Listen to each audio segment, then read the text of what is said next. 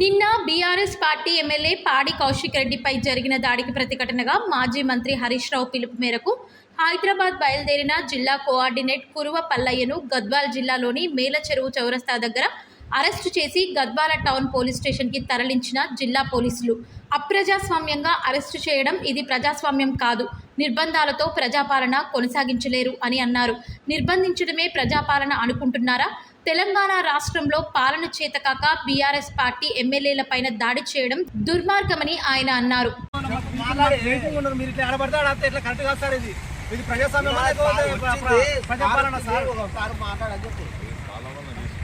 అట్లా కాదు సార్, మీరు చాలా ఎందుకు ఆపుతున్నారు? మీరు మధ్యలో నాకు అర్థం కాదు.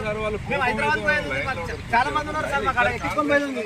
దయచేసి మీరు సార్ ఆపినా సార్ వచ్చింది సార్ అని చెప్పలే సార్. మీరు దయచేసి ఇది చేయొద్దండి సార్, మంచి పద్ధతి కాదు. అంటే ప్రజాస్వామ్యంలో ఎక్కడ పోయి హక్కు కదా సార్ మాకు. సార్ మీరు చాలా తీసుకొని కార్ బంద్ చేయడం మీరు కరెక్ట్ కాదు. మీరు నోటీస్ ఉంటే నాకు ఏదైనా ఉంటే మీరు ఎందుకు అనవసరంగా నన్ను ఆపుతున్నారు మధ్యలో? అరే సార్ ఏం సార్ చెప్పారు కదా, మీరు ఎందుకు ఆడబడితే ఆపుతున్నారు? మా హైదరాబాద్ మాకు అసలు మీకు ఎవరు చెప్పారు సార్ అరెస్ట్ చేయమని? మీకు ఎవరు చెప్పారు సార్? ఇది ప్రజాపాలన లేకపోతే ఏంటి సార్? ఎడబడితే కార్ ఆపడం మేము హైదరాబాద్ సార్.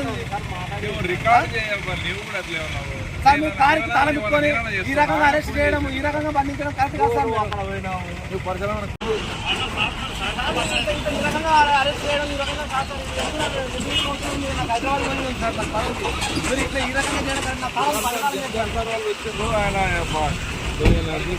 పండుతాలని సార్ ఎందుకు మీరు అనవసరంగా రేషన్ కార్డుకి ఎందుకు రావచ్చు సార్? మాకేం నోటీస్ ఏముంది చెప్పు. మీరు ఎడబడితే ఎందుకు వస్తారు సార్? అంటే ఎవరి మొత్తం అరెస్ట్ చేయడానికి రీజన్ ఉంటుంది కదా సార్. మీకు ఏ సార్ చెప్పినారు సార్? అవును సార్, మస్తు ఎవరు పెడుతున్నారు? నాకు అర్థం సార్. మేము హైదరాబాద్కి పోవాలి, మాకు పనులు ఉన్నావా సార్? అదే మాట్లాడుకోండి సార్. ప్రజాపాలన అనుకుంటున్నారా లేకపోతే మీరు కరెక్ట్ కాదు? మీకు ఎవరు చెప్తున్నారు వచ్చామని?